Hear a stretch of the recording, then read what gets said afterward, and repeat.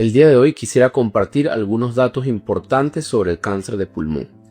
El cáncer de pulmón es una de las principales causas de mortalidad asociada al cáncer.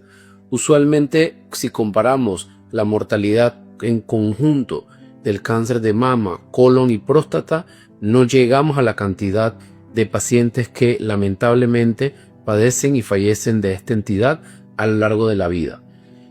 El cáncer de pulmón tiene factores de riesgo que son controlables y su principal factor de riesgo asociado es el consumo de tabaco. Sin embargo, no es el único factor de riesgo. Otros factores de riesgo descritos en la literatura médica son la exposición a asbestos, la exposición a radón, algunas exposiciones asociadas al tipo de ocupación de los pacientes, y el cáncer de pulmón también tiene un componente heredofamiliar muy importante. Hoy en día es una causa frecuente a nivel de nuestra consulta y cada vez tenemos más herramientas para una detección precoz o temprana, lo cual predispone a que el paciente sea un potencial candidato a un tratamiento de intento curativo en sus etapas iniciales de la enfermedad. Usualmente el paciente con cáncer de pulmón en una etapa temprana, en una etapa inicial, suele ser asintomático. Aquellos pacientes que se les realiza algún estudio de imagen, como por ejemplo una radiografía de tórax o una tomografía de tórax, usualmente por alguna otra sospecha diagnóstica se puede lograr identificar lo que se conoce como un nódulo pulmonar solitario o alguna masa a nivel pulmonar y arrancar o iniciar con estudios de diagnóstico. Para poder llegar a diagnosticar un cáncer de pulmón contamos con diversas herramientas y es importante tomar en consideración si el paciente tiene o no tiene síntomas asociados a ese nódulo o a esa masa pulmonar vista en un estudio de imagen. Hoy en día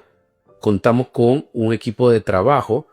distintas disciplinas médicas que permiten llegar a un diagnóstico o a descartarlo. Entre ellos, una pieza fundamental es el neumólogo, cuyos métodos diagnósticos como la broncoscopía, que es la inserción de una cámara a nivel del árbol bronquial por la tráquea y los bronquios, se puede llegar a nivel del pulmón para visualizar y a la vez poder tomar una muestra.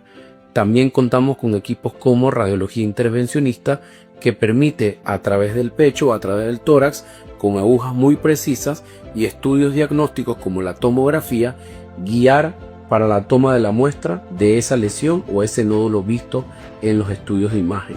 Y una vez tenemos una confirmación o no del diagnóstico, podemos obviamente establecer una ruta de seguimiento o una ruta de tratamiento. También es bien importante destacar que no todos los nódulos en el pulmón se relacionan o significa que existe cáncer de pulmón. Nosotros a nivel de la consulta como clínicos trabajamos con guías internacionales de detección, diagnóstico y seguimiento de los nódulos pulmonares, los cuales nos permiten con algún grado de frecuencia, dependiendo de las características del nódulo, la historia personal de cada paciente de cáncer en su familia, entre otros factores, determinar